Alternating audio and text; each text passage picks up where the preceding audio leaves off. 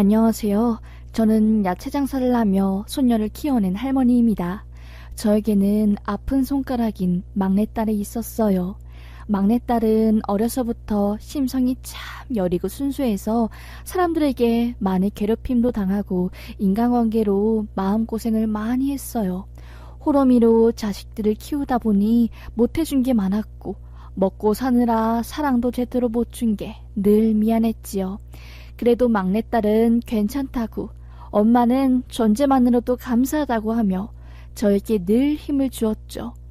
그런 막내딸이 돈을 벌겠다고 고등학교를 안 가고 일을 하기 시작했어요.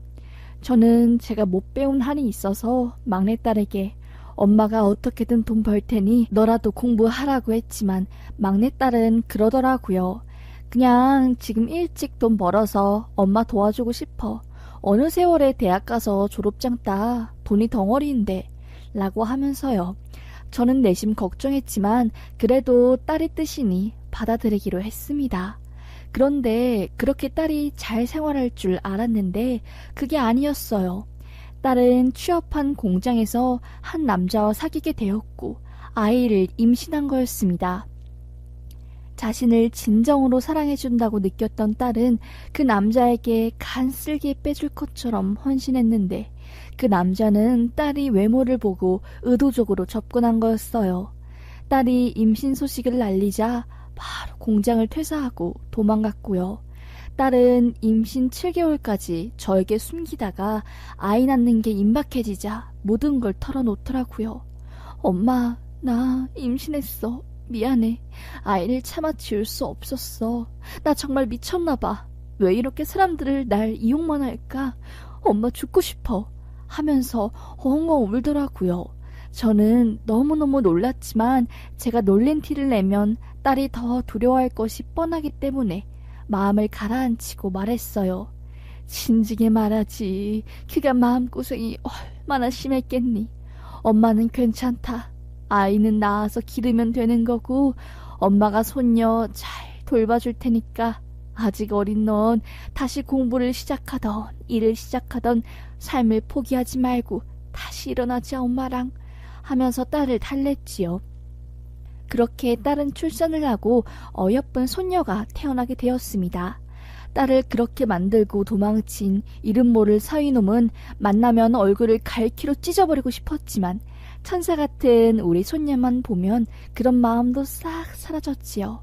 시간이 흐를수록 손녀가 너무 이쁘고 집안에 행복한 기운을 가져다 주니까 오히려 딸과 전 이렇게 된 것이 잘된 일이라고 생각했지요. 그렇게 손녀가 아장아장 기는 나이에서 말도 하고 할머니의 어깨도 주무를 줄 아는 나이가 되었어요. 그런데 그때 정말 제 인생에서 최악의 사건이 터진 겁니다. 딸 아이는 임신 후 공장에서 나와 육아를 하다가 한 봉제소에 취업을 하게 되었어요. 딸이 말하길 그곳에 근무하는 사람들도 다 따뜻하고 애기 엄마들이라 말도 잘 통한다고 일하는 게 행복하다고 했었거든요. 그렇게 그곳에서 일하는 걸 좋아한 딸이 옷 정리를 하다가 거기에 있던 녹슬은 못에 손을 크게 찔린 거였습니다. 집에 와서 못에 찔렸다고 손이 아파 죽겠다고 하더라고요. 저는 깜짝 놀라서 녹슬은 못이면 너 큰일 난다. 빨리 소독 제대로 하고 병원 가야 해. 하며 지혈로 끝낼 일이 아니라고 했죠. 딸은 나도 알아. 주말이니까 병원 문도 안 열고 월요일 되면 갈 거야. 라고 하면서 웃음을 짓더라고요. 그런데 그게 문제였어요. 그날 밤 딸은 열이 39도까지 오르고 정말 온몸이 불덩이 같았어요.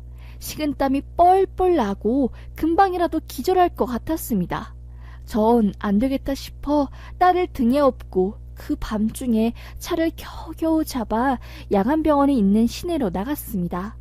병원에 가면서 딸은 쇼크가 나서 기절하고 난리도 아니었지요. 조금만 참아라, 참아라. 엄마만 믿어 딸아. 조금만 힘내줘. 라고 했지만 그때는 이미 너무 늦어버린 거였죠. 병원에 도착하니 전문의 한 명이 당직을 서고 있더라고요. 우리 애 열이 펄펄 난다. 쇼크까지 왔다. 라고 하니까 별 문제 아니란 듯이 수액이랑 항생제 맞으면 돼요 하면서 말을 하더라고요. 저는 화가 나서 아니 애가 손에 녹슨못이 찔려서 푹 들어갔는데 감염되면 어쩌려고 그런 거냐 검사해봐야 하는 거 아니냐고 말하자 그때 옆에 있던 간호사가 의사한테 선생님 이거 심각한 일이에요. 교수님 불러야 할 것 같은데요? 라고 말하며 응급조치가 들어갔어요. 제 딸은 그 짧은 시간에 열로 인해 신장 기능이 망가졌고 쇼크도 2번이나 올 정도로 상태가 안 좋았지요. 시골 병원이다 보니 케이스도 드물고 전문적인 선생님도 거의 없다시피 하니까 기다리기만 하다가 치료 시기가 늦어졌고 결국 딸은 5일 만에 갑작스럽게 세상을 떠나게 되었어요. 자식을 먼저 보내는 애미의 마음은 그 누가 와도 헤아리지 못할 거예요. 애간장이 끓고 온몸이 혈관이 터져버리는 고통이라고 해야 하나요? 숨을 쉬는데 물속에 있는 것처럼 숨이 안 쉬어지고 장례 3일 동안은 정말 사는 게 아니었습니다. 언제 죽나 싶었고 핏덩이 같은 손녀를 보면 한숨이 절로 나왔지요. 내 딸 불쌍해서 어떻게 하냐고 하며 가슴을 하도 두들겨서 늑골 위쪽은 전부 퍼런멍이 들 정도였습니다. 사람들은 저한테 정신 바짝 차리라고 하더라고요. 손녀 결혼 보낼 때까지는 그래도 건강하게 살아야 한다고, 그게 딸이 마지막 소원일지도 모른다고 하면서요. 그 이야기를 들으니까 죽으려는 마음도 사라지고 그냥 독하게 살아남아야겠다는 생각만 들었어요. 똑똑한 손녀는 지 애미가 죽은 걸 알고 이불에 얼굴을 파묻어 숨죽여 울다가 제 눈에 띄어 같이 오열하고 말았어요. 할미 속 안 썩인다고 이불에 얼굴을 묻어 우는데 그 모습이 어찌나 안쓰럽고 안타까웠는지요. 그렇게 저는 초갓집에 손녀와 함께 하루하루 아슬아슬하게 살아가고 있었습니다. 딸의 이름으로 나온 적은 액수의 사망보험금은 차마 건드리지 못했고 밭에서 야채를 캐다가 번 돈으로 손녀를 키웠습니다. 돈이 없어서 분홍 소시지에 계란 묻혀서 김치랑 일주일을 먹일 수밖에 없었고 밭에서 나는 배추랑 된장이랑 해서 국을 한 솥 한 다음에 그걸 또 3일 내내 삼시세끼 먹었지요. 할미가 먹어도 지겨운데 손녀딸은 오죽 지겨웠을까요? 그런데 토정 하나 안 부리더라고요. 지 엄마 닮아서 머리는 또 어찌나 비상하던지 초등학교 올라가서는 전교 1등을 내내 하더라고요. 살아서 제대로 배우지 못한 지 엄마 한을 풀어주려고 이렇게 애가 공부를 잘하나 싶었습니다. 손녀한텐 너무너무 미안해서 야채 팔고 번 돈 1,000원, 2,000원을 꾸깃꾸깃 뒷주머니에 고이 보관했다가 손녀딸 자는 베개머리 밑에 늘 두었습니다. 할미가 해줄 수 있는 게 없어서 미안하다고, 학교 끝나면 친구들이랑 떡볶이라도 먹으라고 하면서요. 손녀는 그조차도 제게 미안했는지 단 한 번도 그 돈을 안 쓰고 저금통에 넣어놨어요. 중학교 올라갈 때 저한테 그 돈을 선물로 주더라고요. 할머니 쓰라고, 난 할머니가 행복한 게 좋다고 하면서요. 어찌나 눈물이 나던지요. 그렇게 손녀는 중학교에 올라가서도 영특한 머리를 이용해 공부를 곧잘 했어요. 시간이 흘러 고등학교에 들어갈 때가 되자 그때 중학교 선생님이 저를 부르더라고요. 애가 공부에 재능이 있어서 특수학교를 보내는 게 어떻겠냐고 하면서요. 저는 뭐 일반계 고등학교, 전문계 고등학교 이런 말을 몰랐기 때문에 그게 뭐냐고, 학비는 어떻게 되냐고 물으니 일반 고등학교에 비해 3배, 5배는 비싸다고 하더라고요. 그만큼 교육 환경도 좋다고 하면서요. 그게 또 시골에 있는 게 아니라 서울 쪽으로 올라가야 한다고 하길래 심장이 쿵했죠. 돈 때문에 안색이 굳어진 전 네네 하다가 집에 돌아와 자고 있는 손녀의 얼굴을 쓰다듬으며 혼잣말로 말했습니다. 지연아, 그 고등학교 가고 싶느냐? 그러면 할매가 밭 팔아서 지원해줄게. 가서 열심히 해 라고 하면서요.